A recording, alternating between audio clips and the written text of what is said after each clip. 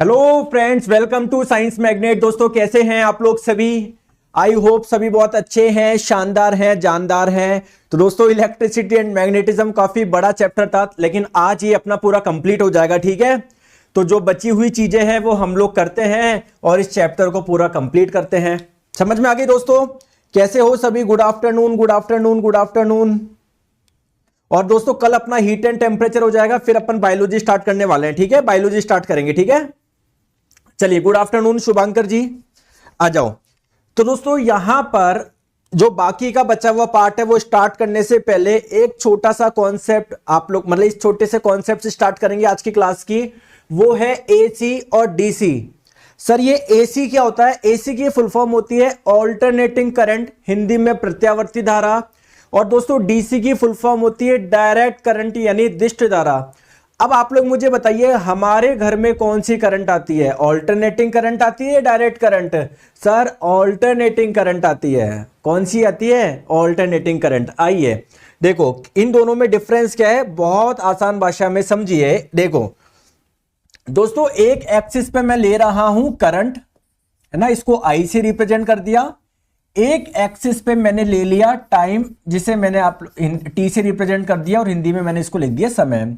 तो दोस्तों अगर किसी करंट का मान समय के साथ में ना कम हो रहा है ना ज्यादा हो रहा है, एक फिक्स मान है ना, समय के साथ में ना ज्यादा ना कम, तो ऐसी करंट को आप लोग बोलते हैं डीसी, डायरेक्ट करंट यानी दिष्ट धारा। समझ में आ गई?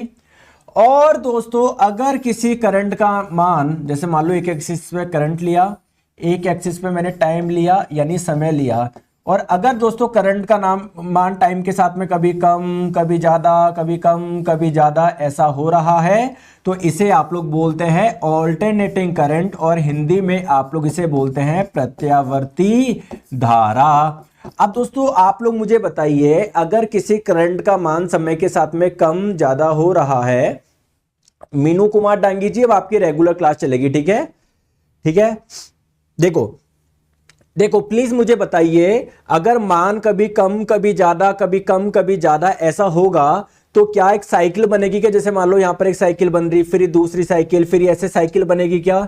तो एक सेकंड में जितनी साइकिल बनती है उसे हम लोग क्या बोलते हैं? फ्रीक्वेंसी, और हिंदी में क्या बोलते हैं? आवृत्ति। तो अगर आप लोगों से पूछा जाए भारत देश में हमारे घर में जो करंट आती है वो कौन सी फ्रीक्वेंसी पे आती है? 50 हर्ट्ज, 50 हर्ट्ज की फ्रीक्वेंसी पे। जबकि अमेरिका की बात करी जाए, अमेरिका में कितने हर्ट्ज पे आती है? 7 हर्ट्ज। ये यूएसए की बात कर रहा हूं मैं, जबकि ये ऊपर वाली किसकी बात है? इंडिया, भारत की बात है। दोस्तों आप लोग मुझे ये बताइए अगर आप लोगों से कोई पूछे कि फ्रीक्वेंसी बताइए, आवृत्ति बताइए, डायरेक्ट करंट की आवृत्ति कितनी होती है, तो दोस्तों क्या यहां पर कोई साइकिल बन रही है? नहीं। तो इसकी जो फ्रीक्वेंसी होती है कितनी होती है? 0 होती है। दोस्तों मैं एक चीज आप लोगों को और बताऊं, आ जाओ। तो दोस्तों ये डीसी आप लोग किसको बोलते हैं? डायरेक्ट करंट को बोलते हैं। ठीक है, ये आप इसको प्रत्यक्ष धारा बोल दीजिए या आप लोग इसको दिष्ट धारा बोल दीजिए। ठीक है, तो डायरेक्ट करंट आप लोगों का क्या है? जो आप लोग किसको बोलोगे? ऐसा आप लोगों का करंट जिसका मान समय के साथ में चेंज नहीं हो रहा, दोस्तों जिसकी दिशा भी चेंज नहीं हो रही, केवल एक डायरेक्शन में। जैसे मान लो करंट केवल एक ही डायरेक्शन में फ्लो हो रही है ना, एक ही डायरेक्शन में, तो इसको डायरेक्ट करंट बोलेंगे। दोस्तों ऑल्टरनेटिंग करंट में क्या होती है? कभी पहले इधर जाती है, फिर इधर जाती है, फिर इधर जाती है, फिर इधर जाती है।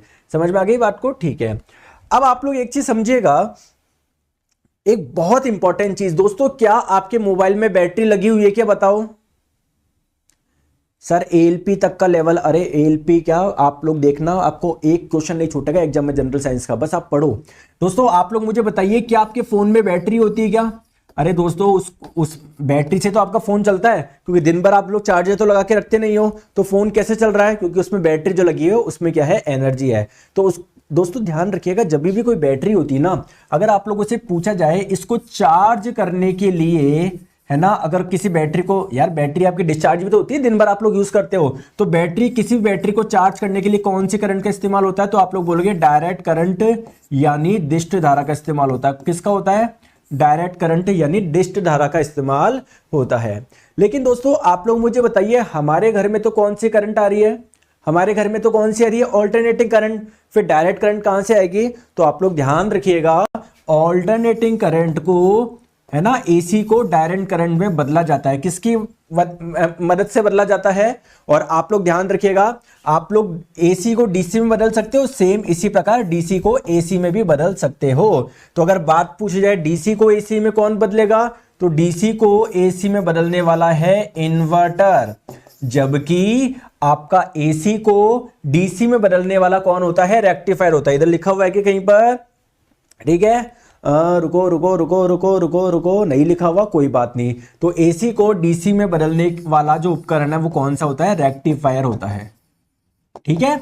और दोस्तों ये आपका जो मोबाइल फोन का चार्जर होता है ना, उसमें रेक्टिफायर होता है, जो कि क्या करता है, ऑल्टरनेटिंग करंट को डायरेक्ट करंट में बदलता है। ठीक है क्या, ठीक है क्या, समझ में आ गई बात को, आ जाओ दोस्तों। अब ये चीज आप लोगों को समझ में आ गई, रेक्टिफायर का काम क्या है, इन्वर्टर का काम क्या है। आप लोग एक चीज और देखिए, ये आपको चीज समझ में आ गई। मैं आपको लगे हाथ ट्रांसफार्मर का भी कार्य बताता हूं दोस्तों। ट्रांसफार्मर का क्या कार्य होता है, यहां पर आप लोगों को लिख देता हूं, कौन मुझे बताएगा ट्रांसफार्मर को कार्य क्या है। जैसे अगर आप लोगों को कभी करंट का वोल्टेज बढ़ाना है या कम करना है ना, तो इसके लिए ट्रांसफार्मर का इस्तेमाल होता है। ट्रांसफार्मर क्या करता है, वोल्टेज को बढ़ा भी सकता है, वोल्टेज को कम भी कर सकता है। तो अगर आप लोगों को पूछा जाए ट्रांसफार्मर का क्या कार्य होता है, ट्रांसफार्मर का, तो लिख लो इसका कार्य होता है वोल्टेज को चेंज करना, वोल्टेज को चेंज करना, वोल्टेज को चेंज करना, बढ़ा भी सकता है, कम भी कर सकता है। ऐसा ट्रांसफार्मर जो वोल्टेज को बढ़ाता है, ठीक है, इधर लिख देता हूं, है ना, लो इसी के साथ में मैं लिख देता हूं, ऐसा ट्रांसफार्मर जो वोल्टेज को बढ़ाता है सॉरी, उसे आप लोग बोलते हैं स्टेप अप ट्रांसफार्मर। ऐसा ट्रांसफार्मर जो वोल्टेज को कम करता है, इसे आप लोग क्या बोलते हैं, स्टेप डाउन ट्रांसफार्मर। समझ में आ गई दोस्तों, ये दो चीजें आप लोग ध्यान रखिएगा। चलिए अब हम लोग बात करते हैं सोलेनॉइड की। सर टेस्ट का कुछ क्वेश्चन का आंसर कुछ और लगा हुआ व्हाट्सएप पे बोलती है, बट कुछ रिप्लाई नहीं आया। स्वर्णाली जी आपने शायद एक बार प्लीज, मैं आपसे रिक्वेस्ट करता हूँ वापस भेज दीजिए। अगर आपको लगता है टेस्ट में सर इस एक क्वेश्चन का आंसर थोड़ा चेंज लग रहा है मेरे को, एक बार मैं आपसे रिक्वेस्ट करता हूँ प्लीज वापस भेज दीजिएगा आप, है ना, मेरी नजर में नहीं आया होगा, मैं चेक करता हूँ रोज आपका, है ना, ठीक है स्वर्णाली जी, ठीक है। दोस्तों बात करते हैं सोलेनॉइड। सोलेनॉइड क्या होता है, इसके बारे में मैं आप लोगों को पढ़ा चुका हूं, बट फिर से मैं क्यों पढ़ा रहा हूं समझिए दोस्तों। अगर मैं आपको बोलूं सोलेनॉइड क्या है, तो आप लोग बोलेंगे सर ये एक वायर है जो ऐसा कुछ इस प्रकार का क्या किया हुआ है, कॉइल किया हुआ है, ठीक है, समझ में आ गया। जैसे आपने मान लो किसी वायर को अगर आप लोग स्क्रू ड्राइवर के चारों ओर ऐसे लपेट देंगे, तो वो आपका क्या बन जाएगा, सोलेनॉइड बन जाएगा। तो सर क्या मैं इसको सोलेनॉइड बोल सकता हूं कि नहीं, एक कंडीशन और है, इसमें करंट फ्लो होनी चाहिए। तो अगर आप लोग चाहते हो इसमें करंट फ्लो हो, तो आपको बैटरी से कनेक्ट करना पड़ेगा। तो आपने इसको बैटरी से कनेक्ट कर दिया, ये बैटरी का पॉजिटिव टर्मिनल, ये बैटरी का नेगेटिव टर्मिनल। आपको पता है दोस्तों पॉजिटिव टर्मिनल से करंट निकलती है और यहां पर आप लोग के ऐसे जाएगी। आप लोग ये भी समझिएगा, मैंने आपको बताया था कि जब किसी भी सोलेनॉइड में करंट फ्लो होती है ना, तो ये एक मैग्नेट की भांति व्यवहार करता है, चुंबक की भांति। तो दोस्तों मैग्नेट के तो दो पोल होते हैं, एक नॉर्थ पोल होता है, एक साउथ पोल। तो मैंने पहले भी आपको बताया था पॉजिटिव टर्मिनल से जिसको कनेक्ट करोगे वो बनेगा साउथ पोल यानी दक्षिणी ध्रुव, और जो नॉर्थ पोल नेगेटिव से जो कनेक्ट करोगे ना वो बनेगा आपका नॉर्थ पोल यानी उत्तरी ध्रुव। चलिए ठीक है सर, ये मुझे बात समझ में आ गई है, ठीक है। अब आ जाओ, तो सर आपने बता दिया पॉजिटिव साउथ पोल की तरह कार्य करेगा, नेगेटिव वाला जिसको कनेक्ट है वो नॉर्थ पोल की तरह कार्य करेगा, ठीक है। तो जो आप लोगों का सोलेनॉइड होता है ना, वो किसकी तरह कार्य करता है, एक बार मैग्नेट की तरह कार्य करता है। और ये क्वेश्चन आप लोग का ग्रुप डी में भी पूछा गया था कि किसकी तरह कार्य करता है सोलेनॉइड। अब दोस्तों एक चीज आप लोग मुझे बताएंगे, अगर आप लोगों को इसकी पोलैरिटी निकालनी है, पोलैरिटी का मतलब क्या है, ध्रुवता, मतलब कौन सा नॉर्थ पोल है कौन सा साउथ पोल है। तो जो पोलैरिटी होती है ना, वो आप लोग क्लॉक रूल से निकाल सकते हो। वैसे तो मैंने आपको शॉर्टकट ही बता दिया, पॉजिटिव टर्मिनल जिससे कनेक्टेड है वो साउथ पोल बनेगा, नेगेटिव टर्मिनल जिससे कनेक्टेड है वो नॉर्थ पोल बनेगा।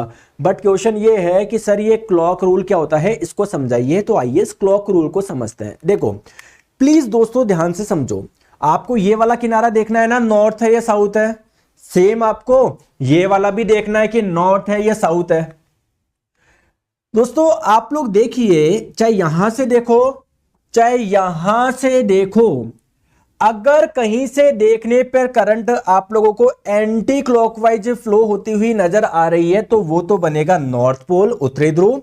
और अगर कोई क्लॉकवाइज यानी दक्षिणावर्त फ्लो होती हुई नजर आ रही है तो वो बनेगा साउथ पोल। जैसे यहां से देखने पर करंट कैसे नजर आएगी, देखो बताओ दोस्तों, बताओ बताओ, दिमाग लगाओ, इमेजिन करो, देखो डायग्राम बना लो।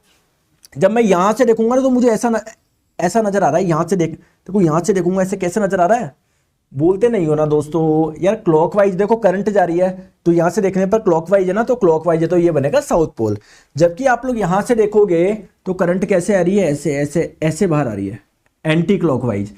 तो जब ये एंटी क्लॉकवाइज अगर करंट फ्लो होती हुई नजर आ रही है इस वाले किनारे से देखने पे, तो ये क्या बनेगा, नॉर्थ पोल यानी उत्तरी ध्रुव आप लोगों का बनेगा। क्लियर है क्या, समझ में आ गई बात को? ठीक है सर जी, मेरा फर्स्ट डे है, कोई बात नहीं दोस्तों, पहली क्लास से आप लोग देख लीजिए। अब दोस्तों इस सोलेनोइड के कुछ गुण की बात करते हैं। मुझे बताओ, मैंने आप लोगों को बताया था ना कि जो सोलेनोइड होती है इसके अंदर का जो मैग्नेटिक फील्ड होता है, चुंबकीय क्षेत्र क्या होता है, एक समान होता है। सोलेनोइड के भीतर अगर पूछा जाए चुंबकीय क्षेत्र कहां पर ज्यादा होता है, यहां पर, यहां पर, यहां पर, तो आप लोग बोलोगे सभी जगह एक समान होता है। दोस्तों दूसरी इंपॉर्टेंट चीज क्या है, सोलेनोइड की एक विशेषता बताऊं मैं आपको सर, क्या है, इधर आओ।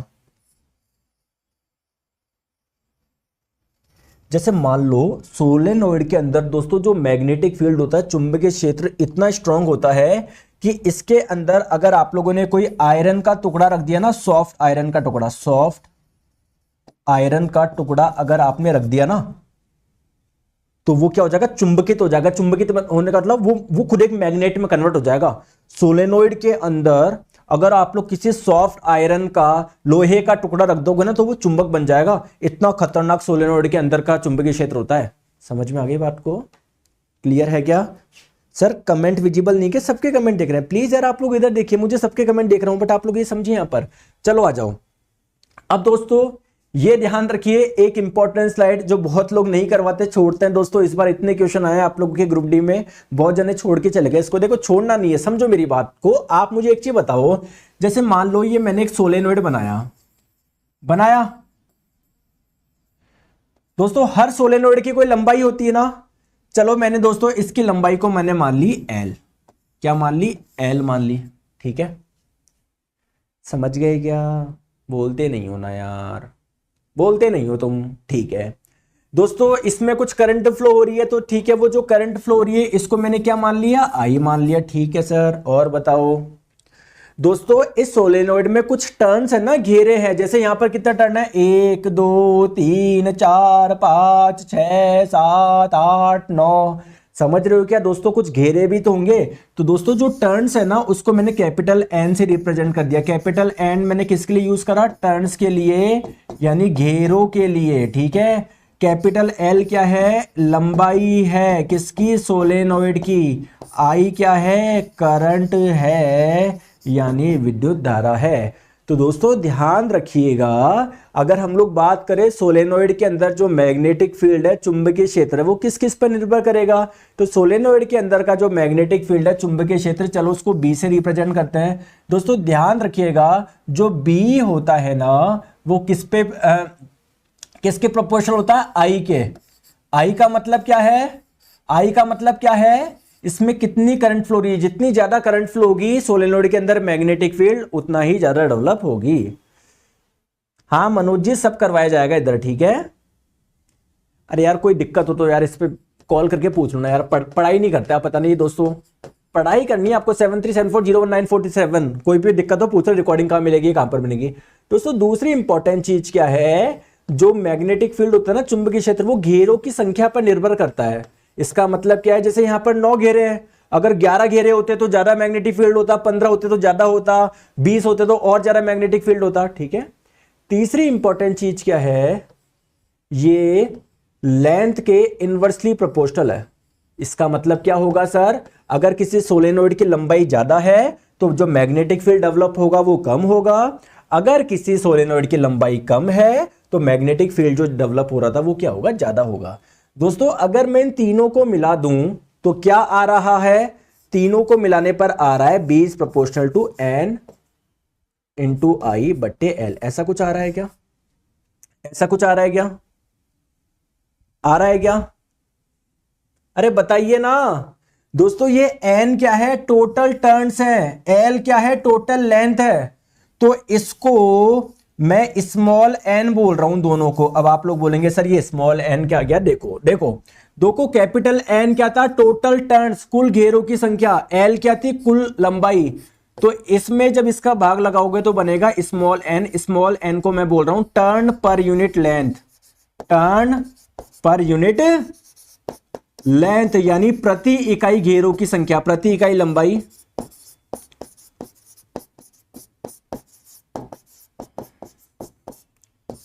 घेरों की संख्या। समझ में आ गई बात को? तो आप लोग एक चीज ध्यान रखेंगे, मैं क्या बोलना चाह रहा हूं। अगर आपसे पूछा जाए चुंबकीय क्षेत्र किस किस पे निर्भर करता है, तो आप लोग किसको बोलोगे, करंट कितनी फ्लो हो रही है इस पे, कुल घेरे कितने हैं उस पे, लंबाई कितनी है उस पे निर्भर करता है। तो कई बार आपसे एग्जाम में पूछा जाता है कि अगर प्रति यूनिट लंबाई, या मैं बोलूं प्रति पर यूनिट लेंथ, अगर मैं घेरों की संख्या बढ़ा दूं तो क्या होगा। तो दोस्तों स्मॉल एन हम लोग क्या मान रहे हैं कि इकाई लंबाई में घेरे कितने हैं। तो अगर आप लोग ये बढ़ाओगे तो चुंबकीय क्षेत्र का मान ज्यादा होगा। दोस्तों जब आप लोग इसको खोलोगे ना, जब आप लोग एग्जैक्ट इसको खोलोगे ना, तो जब आपको पता है प्रोपोर्शनल का साइन हटता है ना, तो कांस्टेंट आता है। यहां पर जो कांस्टेंट आया है इसको हम लोग बोलते हैं म्यू नॉट, जिसको बोलते हैं परमिटिविटी। आपको कुछ भी ध्यान नहीं रखना, बस आपको ये ध्यान रखना है किन दो चीजों पर, सॉरी एन इंटू आई होगा, है ना, किन दो चीजों पर निर्भर कर रहा है, इन तीन चीजों पे, करंट पे, टोटल घेरे कितने हैं उस पे, और लंबाई पे। टोटल टर्न बट्टे लंबाई को मैंने स्मॉल एन बोल दिया, ठीक है, क्लियर है। आ जाओ, मैंने सारा लिख दिया। कैपिटल एन क्या है, नंबर ऑफ टर्न्स, आई क्या है करंट, एल क्या है लेंथ, स्मॉल एन क्या है number of turns per unit length. चलो आ जाओ। अब दोस्तों बात करेंगे हम लोग मोटर की, कि जो मोटर होता है वो कैसे कार्य करती है। दोस्तों कोई मुझे बताएगा मोटर का कार्य क्या होता है। दोस्तों इससे भी बहुत क्वेश्चन पूछे गए, अभी ग्रुप डी में बहुत लोग इसको छोड़ के गए, उनसे पूछो, दो दो क्वेश्चन आए हैं आपके कई शिफ्ट में। नीरज जी कोर्स चेंज नहीं हो सकता, ठीक है, जिसमें आए हो आप लोगों को वो ही मिलेगा ना। बताइए, देखो दोस्तों मोटर है ना हर जगह लगी होती है। जैसे आप लोग मिक्सी चलाते हो ना घर में, उसमें लगी होती है, आप लोग वॉशिंग मशीन चलाते हो उसमें लगी होती है। तो मोटर क्या करता है आपका, मुझे बताओ, आपके घर की वॉशिंग मशीन क्या करती है, बिजली से चलती है ना। तो इलेक्ट्रिक मोटर क्या करता है, उसको आपने जो इलेक्ट्रिकल एनर्जी दी, जो विद्युत ऊर्जा दी, तो उसके अंदर ऐसे घुमा, वॉशिंग मशीन में अंदर घूमेगा ना, वो घूमेगा घूमेगा घूमेगा, जिसकी वजह से कपड़े घूमेंगे धुलेंगे। तो घूमने वाली एनर्जी कौन सी, मैकेनिकल एनर्जी। तो इलेक्ट्रिक मोटर क्या करता है, इलेक्ट्रिकल एनर्जी को मैकेनिकल एनर्जी में बदलता है। जैसे दोस्तों आप लोगों ने फैन को देखा होगा, फैन जब स्विच ऑन करते हो तो बिजली से तो चलता है फैन, तो घूमता है ना, तो वहां पर भी क्या हो रहा है, इलेक्ट्रिकल एनर्जी मैकेनिकल एनर्जी में बदल रही है, यानी फैन में भी क्या है, मोटर लगा हुआ है। दोस्तों जैसे मोटर होता है वैसे ही क्या होता है, जनरेटर होता है। अगर आप लोगों से पूछे सर ये जनरेटर क्या होता है, तो जस्ट उल्टा, जनरेटर क्या करता है, मैकेनिकल एनर्जी को इलेक्ट्रिकल एनर्जी में बदलता है। तो आप लोगों से एग्जाम में एक तो ये पूछा जाता है मोटर क्या करता है, जनरेटर क्या क्या है ना, ठीक है। दूसरी इंपॉर्टेंट चीज क्या है, आप लोगों से इसका फंक्शन पूछा जाता है, सॉरी इसका स्ट्रक्चर बताओ, मोटर का स्ट्रक्चर कैसा होता है। तो मोटर जनरेटर में से किसी एक का समझ लो, दोनों बिल्कुल सेम है, उसमें बस इलेक्ट्रिकल एनर्जी, मतलब इसमें इनपुट ये है आउटपुट ये, जनरेटर में इनपुट ये है आउटपुट ये, ठीक है, क्या समझ में आ गया। आ जाइए मैं आपको मोटर का कंस्ट्रक्शन समझा रहा हूं, इलेक्ट्रिक मोटर का पहले फंक्शन में बता देता हूं। ये इलेक्ट्रिक एनर्जी को मैकेनिकल एनर्जी में बदलती है। तो जैसे आप लोगों को पता है आपके घर में दोस्तों फैन होगा, वो भी बिजली से चलता है और घूमता है, तो इलेक्ट्रिकल एनर्जी मैकेनिकल एनर्जी में यहां पर भी कन्वर्ट हो रही है, यानी यहां पर मोटर लगी हुई है, यहां पर भी बिजली से चलता है और ये घूमता है, यानी इलेक्ट्रिकल एनर्जी मैकेनिकल एनर्जी में यहां पर भी कन्वर्ट हो रही है, यानी यहां पर भी मोटर लगी हुई है। क्लियर है क्या, ठीक है।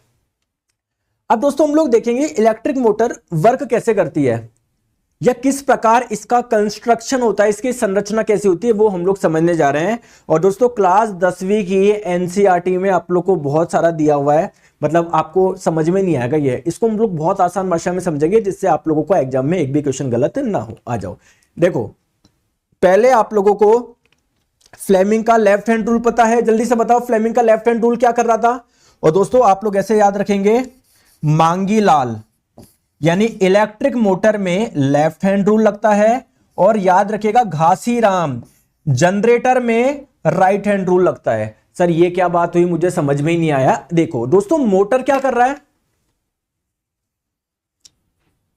इलेक्ट्रिकल एनर्जी को मैकेनिकल एनर्जी में बदल रहा है, ठीक है।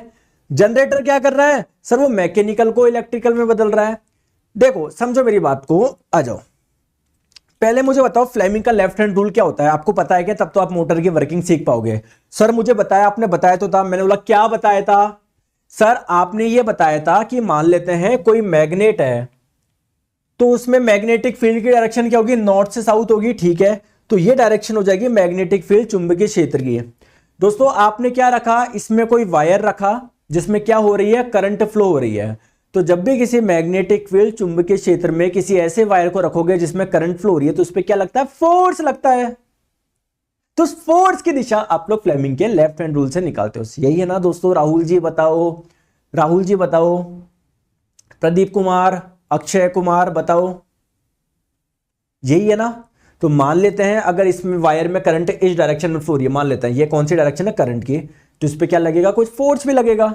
तो वो फोर्स की दिशा आप लोग कैसे बताओगे, फ्लेमिंग के लेफ्ट हैंड रूल से। फ्लेमिंग का लेफ्ट हैंड रूल क्या बोलता है, इसको आप लोग रखो करंट की डायरेक्शन में, ठीक है, रख दिया इसको मैग्नेटिक फील्ड की डायरेक्शन में, ठीक है। तो ये जो थंब होगा ना, वो आपको फोर्स की दिशा बताएगा, ठीक है। क्लियर है क्या? ये मैं आपको पहले बता चुका हूं। तो अब आ जाइए, तो मैं मोटर का आप लोगों को कंस्ट्रक्शन समझा रहा हूं। मोटर में क्या होता है दोस्तों, दो मैग्नेट होती है। आप मुझे बताइए इनके अंदर मैग्नेटिक फील्ड होगा क्या, इनके बीच में? बिल्कुल होगा। डायरेक्शन कहां से होगी सर, नॉर्थ से साउथ होगी, नॉर्थ से साउथ। यानी ये मैग्नेटिक फील्ड की चुंबकीय क्षेत्र की दिशा कौन सी होगी, नॉर्थ से साउथ। ये होगी मैग्नेटिक फील्ड की डायरेक्शन।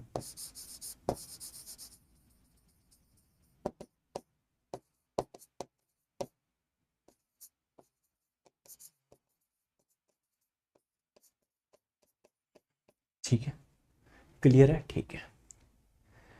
दोस्तों आपने क्या रखा, इसके बीच में एक रेक्टेंगुलर आयताकार क्या रखा, एक कॉइल रख दी। मतलब कुल मिला के एक वायर वायर वायर से आपने ऐसे रेक्टेंगल ऐसा पार्ट बना दिया, ऐसे ये वायर से आपने बना दिया। क्लियर है क्या, समझ में आ गई बात को? कोई परेशानी, कोई दिक्कत नहीं है? दोस्तों इससे आपने क्या कनेक्ट करा, आप देख रहे हो ये पूरी की पूरी एक रिंग है, लेकिन ये दो पार्ट में ब्रेक है, तो इसको हम लोग बोलते हैं स्प्लिट रिंग। दोस्तों क्या बोलते हैं, अरे बोलते नहीं हो ना आप लोग, स्प्लिट रिंग बोलते हैं, ठीक है ना। यानी स्प्लिट वलय बोलते हैं इसको, स्प्लिट वलय आप लोग हिंदी में इसको बोलते हैं, ठीक है।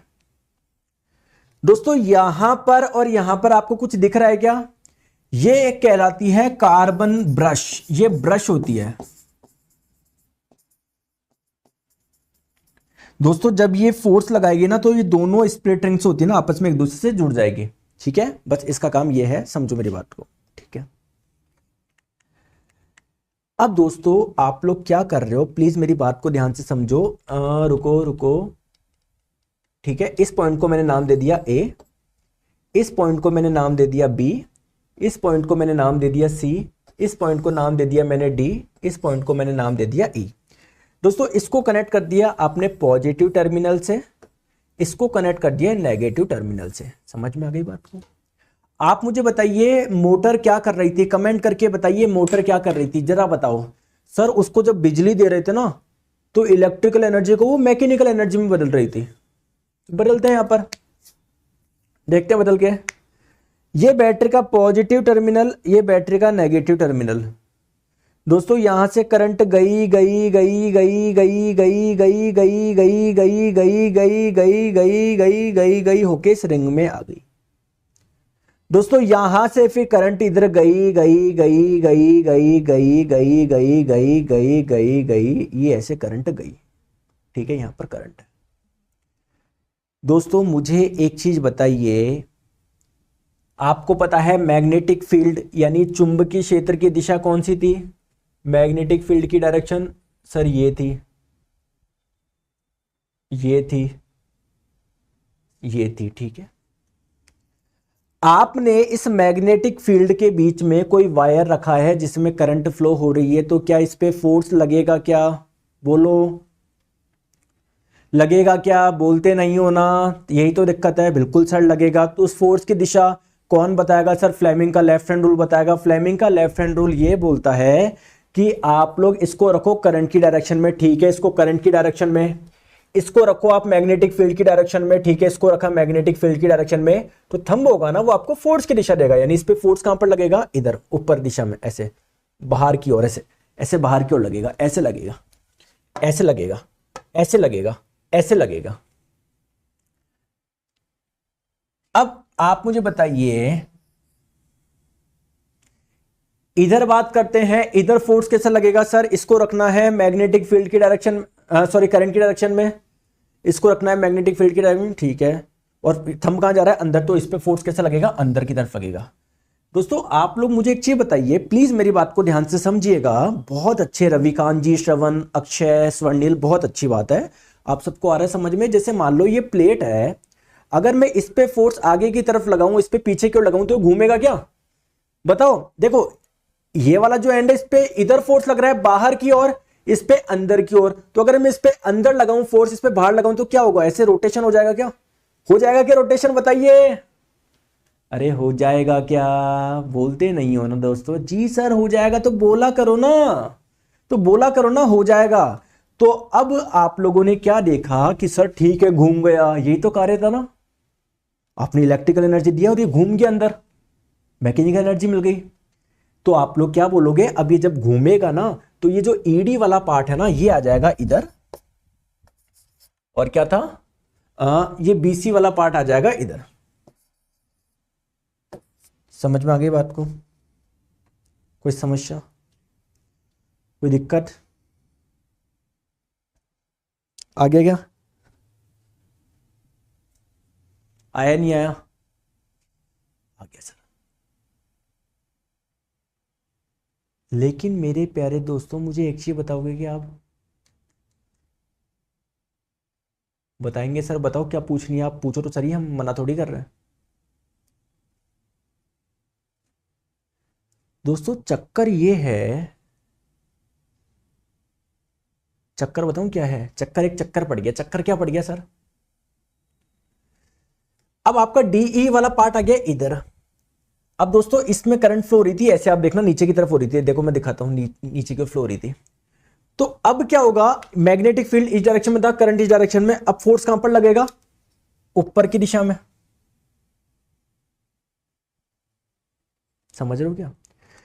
कुल मिला के मैं आपको यह बोलना चाह रहा था, आप ऐसे समझो इसको, प्लीज मेरी बात को आप लोग ध्यान से समझिए। मैं क्या बोलना चाह रहा हूं, पहले कहां पर लग रहा था? अंदर की दिशा में, डी पे। अब कहां पर लग रहा है? ऊपर दिशा में। मतलब जो रोटेशन हुआ ना, जो रोटेशन हुआ वो वापिस ऐसा हो जाएगा यार। तो आपको क्या करना है, आप जरा दिमाग मत लगाओ, आपको क्या करना है, आप बस ये चाहते हो कि सर जब करंट एक पहले ऐसे फ्लो हो रही थी ना, अब एक चक्कर में उल्टा हो जाए, क्योंकि अगर वैसे ही फ्लो होती रहेगी ना, तो ये मोटर, ये जो बीच का ये ना, ये एक बार ऐसे घूमेगा, फिर ऐसे, फिर ऐसे, ऐसे। मतलब ही क्या हुआ सर? पंखे को आप एक बार ऐसे घुमा के वापस ऐसे कर दो तो हवा देगा क्या? ऐसे घुमाते रहोगे तभी तो हवा देगा ना। तो आप लोग चाहते हो ना घूमता रहे, तो करंट आपको क्या करना है, एक बार ऐसे फ्लो करानी है, एक बार ऐसे फ्लो करवानी है। तो इसी के लिए हमारे पास में क्या है? स्प्लिट रिंग है। कैसे? देखो देखो देखो, अभी ये वाली रिंग इससे कनेक्टेड है, बाद में ये वाली कनेक्ट हो जाएगी। तो आप लोग तो बस ध्यान रखिएगा, अगर आप लोगों से पूछा जाए स्प्लिट रिंग, जिसको आर्मेचर भी बोलते हैं, तो अगर आप लोगों से बोले इसका कार्य क्या है, तो आप बोलना करंट की डायरेक्शन बदलना है। बस यार दोस्तों हो गया यार, करंट दिशा बदलता है। समझ में आ गई दोस्तों? तो फाइनली अपना ये जो इलेक्ट्रिसिटी एंड मैग्नेटिज्म ये कंप्लीट हुआ। बहुत बड़ा चैप्टर था दोस्तों। प्लीज मैंने जो भी नोट्स लिखवाए हैं आप लोग जरूर बनाइएगा, ठीक है? और टेस्ट आप लोग जरूर दीजिएगा। टेट से आप लोगों को अच्छे से समझ में आ जाएगा कि आपको कितनी चीजें आती है कितनी नहीं। बाई चांस अगर कोई गलत होता है क्वेश्चन तो उसका सॉल्यूशन देख लिया करो, क्या होगा ज्यादा ज्यादा, ठीक है? कल दोस्तों हमारी फिजिक्स पूरी कंप्लीट हो जाएगी, क्योंकि एक आखिरी चैप्टर बचा है, हीट एंड टेम्परेचर, यानी उष्मा एवं तापमान। फिर हम लोग स्टार्ट करेंगे बायोलॉजी यानी जीव विज्ञान। दोस्तों थैंक यू सो मच, अपना ध्यान रखिए, बाय बाय।